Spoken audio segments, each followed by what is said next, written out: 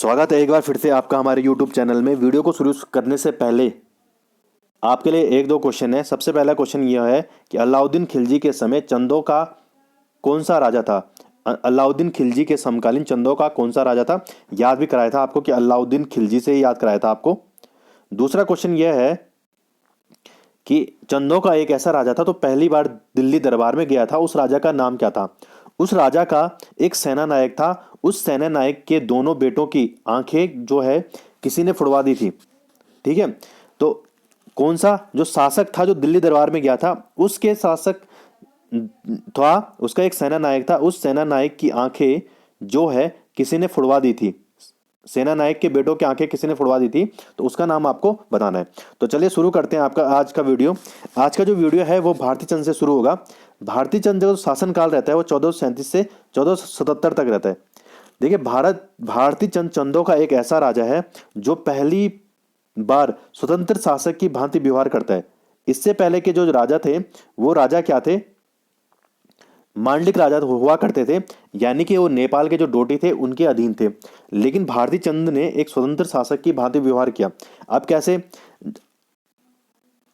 कैसे किया होगा स्वतंत्र शासक की भांति व्यवहार। इसने क्या किया था, जो नेपाल के डोटी थे, जो नेपाल में समय शासन है, जो डोटियों का शासन है, उस नेपाल के इसने डोटियों के शासन को क्या दी, चुनौती दी। अब चुनौती कैसे दी, देखिए इस समय जो स्थिति है, इस समय स्थिति क्या है कि नेपाल में इस समय डोटियों का शासन है। ठीक है, और डोटियों में किसका शासन है, मल्ल वंश का शासन है, और इसमें वहां के राजा है जयमल। इसके अलावा जो हमारा सौर क्षेत्र है, यानी कि पिथौरागढ़ का क्षेत्र, और सीरा यानी कि डीडी हाट का क्षेत्र। ठीक है, सौर और सीरा दोनों ही किसमें, पिथौरागढ़ में। ठीक है, तो इस सौर और सीरा क्षेत्र में भी जो अधिकार है वो अधिकार किसका है, नेपाल के डोटियों का ही है। ठीक है, जो नेपाल का सीरा है, उस सीरा में जो इसमें राजा है वो है संसारमल, और जो सौर क्षेत्र है वहां पे बमसाई का शासन है, और विजय बम वहां का क्या है, शासक है। तो ये दोनों क्षेत्र हैं पिथौरागढ़ के, ये दोनों क्षेत्र भी किसके अधीन है, नेपाल के डोटियों के अधीन, यानी कि जयमल के अधीन है। जयमल को यक्षमल भी लिखा गया है कहीं कहीं ना कहीं। ठीक है, तो इस क्षेत्र को जो ये नेपाल है, नेपाल के डोटी जो कहा करते थे वो कहा करते थे पर्वत डोटियों का शासन, पर्वत डोटियों का देश। ठीक है, और इसके शासन को पर्वत डोटियों का शासन कहा गया।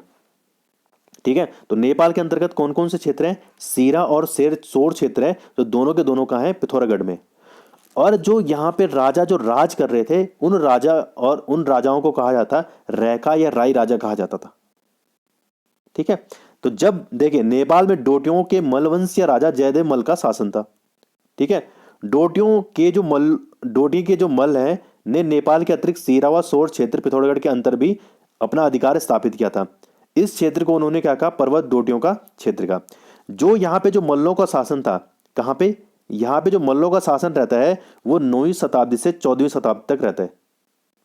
ठीक है, अभी देखेंगे 14वीं शताब्दी तक रहता है। उसके बाद अब भारती चंद को कहीं ना कहीं ये बात आखरती है कि इतना बड़ा क्षेत्र, इतना बड़ा जो क्षेत्र है, ये क्षेत्र किसके अधीन है, इन नेपाल के डोटियों के अधीन है।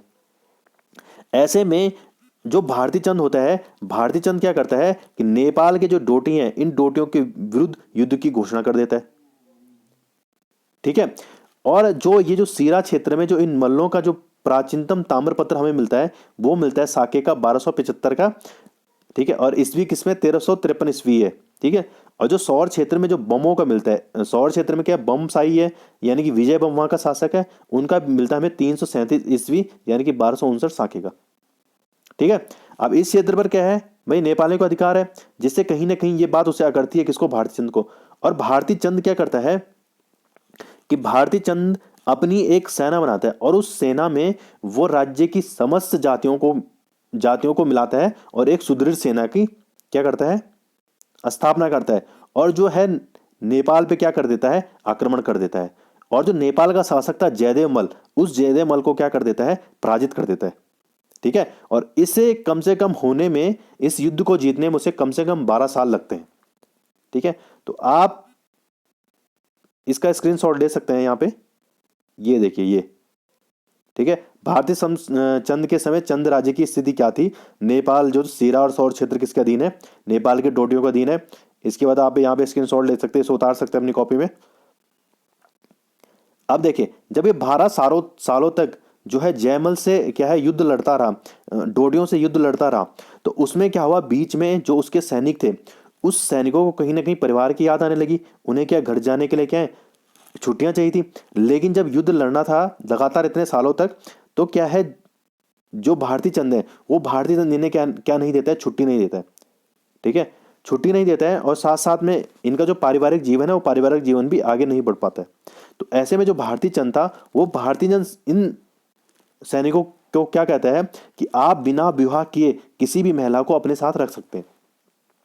तो भारती चंद जब ऐसा आदेश सैनिकों को देता है, तब इस प्रथा को ही हम कटकाली प्रथा कहते हैं। कि जब भारती चंद के सैनिक 12 वर्षों तक घर नहीं गए, तो जिस कारण भारती चंद ने सैनिकों की वृद्धि तथा सैनिकों को पराजित करने एवं पारिवारिक जीवन जीने के लिए एक नई प्रथा यानी कटकाली प्रथा की शुरुआत की। ठीक है, तो इसमें क्या है, इस प्रथा के अंतर्गत जो कटकाली प्रथा थी उसके अंतर्गत क्या है, कोई भी सैनिक बिना विवाह के किसी भी महिला को अपने साथ रख सकता था। और इन इन सैनिकों और इन महिलाओं से एक जो इनके पुत्र हुए, उन पुत्रों को कहा गया नायक।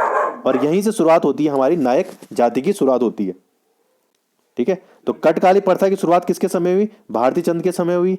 ठीक है, एक नायक जो जाति है वो नायक जाति की उत्पत्ति किसके समय हुई, भारती चंद के समय हुई। भारती चंदों का एक पहला ऐसा राजा है जो स्वतंत्र शासन की भांति व्यवहार करता है, यानी कि ये जो नेपाल के डोटी हैं उनके साथ क्या करता है, युद्ध करता है। ठीक है, और उनसे क्या जीतता है, युद्ध जीतता है। ठीक है, और जब ये नेपाल के डोटियों के साथ युद्ध कर रहा था, तो उस युद्ध में जो उसका सबसे ज्यादा साथ देता है उसका बेटा रत्नचंद ही देता है।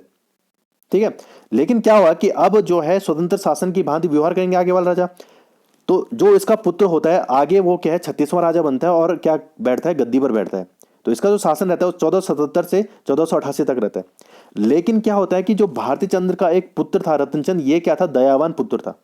तो ये क्या करता है कि जो डोटी थे नेपाल के डोटी, उनके साथ क्या करता है, मित्रता पूर्वक व्यवहार करता है। और पुनः जो जयमल था, जयदेव मल था या जयमल था, ये पुनः उसको क्या लौटा देता है, वापस नेपाल वापस पुनः लौटा देता है।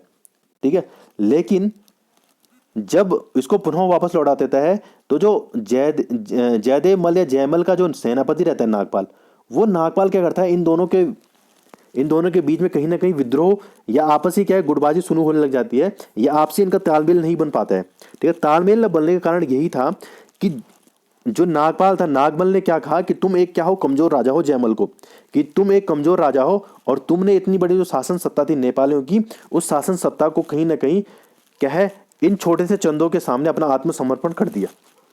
तो जब उनके बीच में ऐसी जो है आपसे तालमेल नहीं बनता है, तो नागपाल क्या कर देता है, नागमल क्या कर देता है, युद्ध की घोषणा कर देता है जयमल के खिलाफ। और जब युद्ध की घोषणा करता है, तो नागमल क्या है, डोटी के शासक जयमल से क्या इस युद्ध में जीत जाता है, और जो नेपाल में वो अपना अधिकार स्थापित कर लेता है, और वहां का राजा कौन बन जाता है, नागमल। जब नागमल वहां का राजा बन जाता है, तो अब क्या है, जो रत्नचंद है, उस रत्नचंद के कहीं ना कहीं जो मित्रता पूर्वक व्यवहार थे जयमल के साथ, वो जयमल क्या होता है, अब रत्नचंद की शरण में आ जाता है। जब वो रत्नचंद की शरण में आता है, तो वो रत्नचंद उसे पूरा भरोसा देता है और कहते हैं कि मैं तेरे को तेरा पूरा साम्राज्य क्या है वापस लौटाऊंगा। और रत्नचंद जयमल की सहायता करता है और नागमल को क्या कर देता है, एक नागमल पर आक्रमण कर देता है, और पुनः क्या है, जयमल को डोटियों का राजा बना देता है। ठीक है, तो क्वेश्चन आ सकता है कि रत्नचंद ऐसा कौन सा दयावान राजा था जो पुनः क्या है डोटियों को उनका साम्राज्य वापस लौटा देता है, तो वो रत्नचंद था। और किस सेनापति ने जयमल को यानी जो डोटियों के राजा था उसे हराया था, तो वो थे आपके नागमल। ठीक है, इसके अलावा जो रत्नचंद थे उन्होंने अपना साम्राज्य विस्तार किया, और सौर भुजंग थल आदि पर भी उन्होंने क्या की थी, विजय प्राप्त की थी। रत्नचंद के बाद उसका पुत्र जो है कीर्तिचंद शासक बनता है, और जो इसका शासन का जो कार्यकाल है वो 1488 से लेकर 1523 तक है लगभग। ठीक है, ये भी एक क्या था, साम्राज्यवादी नीति का पालन करता है। और ये क्या करता है कि जो 12 मंडल हो गया, बालेश्वर हो गया, अल्मोड़ा का खगमरा कोट, पाली पिछाऊ, बालंदा कोट, बिसौरा आदि क्षेत्रों को क्या है अपने साम्राज्य में ला लेता है। यानी कि अब अल्मोड़ा में भी क्या है, इनका क्या है, उनके क्षेत्रों को भी ये विजित करने लग गए हैं। कीर्तिचंद में सबसे जो महत्वपूर्ण चीज है, वो महत्वपूर्ण चीज ये है कि कीर्तिचंद चंदों का एक ऐसा शासक है जो गढ़वाल पर भी पहली बार आक्रमण करता है। क्यों? क्योंकि साम्राज्यवादी नीति के तहत ये क्या करता है, अपना शासन करता है। तो जब इसने कीर्तिचंद ने कहाँ आक्रमण किया, जब इसने कहाँ आक्रमण किया, जब इसने गढ़वाल पर आक्रमण किया, तो उस समय जो थे, उस समय गढ़वाल के राजा कौन थे? अजयपाल थे। और अजयपाल को उत्तराखंड का क्या कहा जाता है? नेपोलियन कहा जाता है। गढ़वाल का बिस्मार्क भी कहा जाता है। ठीक है, इसके बाद कृष्ण भी कहा जाता है, युधिष्ठिर भी कहा जाता है। तो बहुत सारी क्या है, अजयपाल पंवारों को एक महान शासक था और उसे क्या है, बहुत सारी उपाधियां मिली हैं।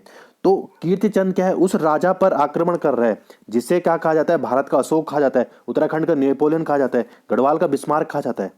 किसको? अजयपाल को। तो कीर्तिचंद क्या करता है, अजयपाल पर क्या करता है, आक्रमण करता है, हालांकि जीत नहीं पाता है। इसके अलावा पहला तो ये मुख्य पॉइंट आपको याद रखना है कि उसने किस पर आक्रमण किया था। चंदों का ऐसा पहला कौन सा राजा था जिसने गढ़वाल क्षेत्र पर आक्रमण किया था? तो उसका नाम था अजयपाल। दूसरा आपको याद रखना है कीर्तिचंद के बारे में कि कीर्तिचंद चंदों का ऐसा राजा था जिसने क्या है, जसपुर शहर की स्थापना की थी। ठीक है, जो वर्तमान में जो जसपुर है, उधम सिंह नगर के अंदर हम देखते हैं, उस जसपुर शहर की स्थापना जो की थी वो कीर्तिचंद ने की थी। लेकिन उसने उस समय इसका नाम कीर्तिपुर शहर रखा था। ठीक है, तो कीर्तिपुर में इसने एक किला बनाया और उस किला बनाकर वहां पे क्या, कीर्तिपुर शहर की स्थापना की। और कीर्तिपुर वर्तमान में क्या, जसपुर है। तो दो चीजें होगी कि चंदों का ऐसा कौन सा राजा था जिसने क्या है, गढ़वाल पर आक्रमण किया, यानी परमारों पर आक्रमण किया, उसका वो था कीर्तिचंद। ठीक है, और इसने किस पर आक्रमण किया था? अजयपाल पर किया था, हालांकि जीत नहीं पाया था। इसके बाद जितने भी शासक बनते हैं वो कुछ अच्छा नहीं कर पाते हैं, जैसे कि प्रताप चंद हो गया 38वें शासक, 39वें होगी ताराचंद, 40वें होगी मानिक चंद, 41वें होगी कल्याण चंद। कल्याण चंद चतुर्थ को क्या कहा जाता है? कल्याण चंद चतुर्थ को उत्तराखंड का कुंभकर्ण कहा जाता है, लेकिन कल्याण चंद दूसरे हैं। ठीक है, इसके अलावा पूर्णचंद थे 42वें, 43वें भीष्मचंद। ठीक है, अब देखिए इसके बाद जो है, कीर्तिचंद के बाद जो शासक बनते हैं 43वें महत्वपूर्ण शासक मतलब भीष्मचंद है। इनका जो कार्यकाल है 1555 से 1560 तक रहते हैं। देखिए इनके समय हुआ क्या था, इस समय जो है दिल्ली की गद्दी पर है शेरशाह सूरी के पुत्र इस्लाम शाह। ठीक है, भीष्मचंद के समय क्या है, शेरशाह सूरी के जो पुत्र हैं वो पुत्र हैं इस समय इस्लाम शाह। इनके जो नाम थे वैसे जलाल खां था, लेकिन इनको क्या है, एक उपाधि दी गई इस्लाम शाह की, और इन्हें इस्लाम शाह के नाम से ही जाना जाता है। किसको? शेरशाह सूरी के पुत्र इस्लाम शाह या जलाल खां को। तो हुआ क्या कि इनका जो सूबेदार था या सरदार था रवाज खां, इसने क्या कर दिया, विद्रोह कर दिया। जब रवाज खां ने विद्रोह किया तो ये रवाज खां क्या हो गया, ये रवाज खां ने जब विद्रोह किया तो इसने क्या है, भीष्मचंद के यहां शरण ली। ठीक है, जब इसने भीष्मचंद के यहाँ शरण ली तो ऐसे में जो इस्लाम शाह है या जलाल खां है, इसने भीष्मचंद को कहा कि तुम चुपचाप क्या है, उसको बंदी बनाकर, रवाज खां को बंदी बनाकर हमें वापस लौटा दो। लेकिन क्या है, इसने मना कर दिया। किसने? भीष्मचंद ने। जब इसने मना किया तो ऐसे में कहीं ना कहीं डर सताने लगा इसके दरबारियों को। किसके? भीष्मचंद के। ठीक है, कि कहीं ना कहीं अब क्या ना हो जाए, कहीं ना कहीं जो हमारी जो सत्ता है वो कहीं ना कहीं फिर से किसके? दिल्ली के अधीन ना हो जाए, शेरशाह सूरी के पुत्र यानी इस्लाम शाह के अधीन ना हो जाए। ठीक है, तो ऐसे में क्या है, इसके शासन में होने लगी गुटबाजियां। जब गुटबाजियां होने लगी तो ऐसे में अनेक विद्रोह हुए। तो जब विद्रोह हुए तो इसने अपनी राजधानी जो है चंपावत से स्थानांतरित करना चाहता था बालंदा कोट अल्मोड़ा, और वहां पे इसने किस किले का निर्माण किया? खगमरे किले का निर्माण किया। लेकिन ये क्या, राजधानी स्थानांतरित नहीं कर पाया। राजधानी स्थानांतरित कौन करेगा? इसका जो पुत्र होगा कल्याण चंद। ठीक है, ये राजधानी ले जाना चाहता था, कहां? अल्मोड़ा में ले जाना चाहता, लेकिन ले नहीं गया। ठीक है, तो जब शासन काल में गुटबाजियां हुई, गुटबाजियां किसके कारण हुई? रवाज खां के कारण हुई। रवाज खां कौन था? इस्लाम शाह या जलाल खां का जो क्या था, सूबेदार था। उसने विद्रोह कर दिया और विद्रोह करके कहाँ? उत्तराखंड भाग गया। तो उत्तराखंड के चंपावत में भाग गया था और किसके शरण में आ गया था? भीष्मचंद के शरण में आ गया था। तो ऐसे में गुटबाजियां हुई, गुटबाजियों के कारण विद्रोह हुए। विद्रोह के बाद इसने क्या किया, अपनी राजधानी जो स्थानांतरित करना चाहता, चंपावत से बालंदा कोट स्थानांतरित करना चाहता था, इसने बाकायदा अल्मोड़ा में एक किले का निर्माण भी किया और उस किले का नाम था खगमरा किला। लेकिन जैसे ही ये क्या है, राजधानी अपना ले जाना चाहता था वहां, तो वैसे ही रामगढ़ का एक खसिया था, एक खस था, उसका नाम था गणपति गजवा ठिंगा। गजवा याद रखना आप, गणपति गजवा था। तो उस गजवा ने किसकी हत्या कर दी? भीष्मचंद की हत्या कर दी। ठीक है, तो दिल्ली की चुनौती को स्वीकार करने वाला राजा कौन है? भीष्मचंद। दिल्ली के सूबेदार यानी कि रवास खां को अपने यहाँ शरण किसने दी थी? भीष्मचंद ने दी थी। ठीक है, रवास खां कौन था? रवास खां इस्लाम शाह या जलाल खां का क्या सूबेदार था दिल्ली का। ठीक है, कौन अपनी राजधानी चंपावत से अल्मोड़ा स्थानांतरित करना चाहता लेकिन कर नहीं पाया? उसका नाम था भीष्मचंद। खगमरा किले का निर्माण किसने किया? भीष्मचंद। किसकी हत्या खसिया गजवा ठिंगा ने कर दी थी? तो वो थे आपके भीष्मचंद। ठीक है, और जो भीष्मचंद था ये चंपावत पर राज करने वाला अंतिम शासक था। क्यों? क्योंकि अगला जो शासक आएगा बालो कल्याण चंद यानी कल्याण चंद, वो अपनी राजधानी चंपावत से कहाँ ले जाएगा? अल्मोड़ा। लेकिन खगमरे किले का निर्माण किसने किया था? भीष्मचंद ने किया था। तो आज के लिए इतना ही है। ठीक है, नेक्स्ट वीडियो में पढ़ेंगे हम आगे का, इसलिए धन्यवाद आप सभी का।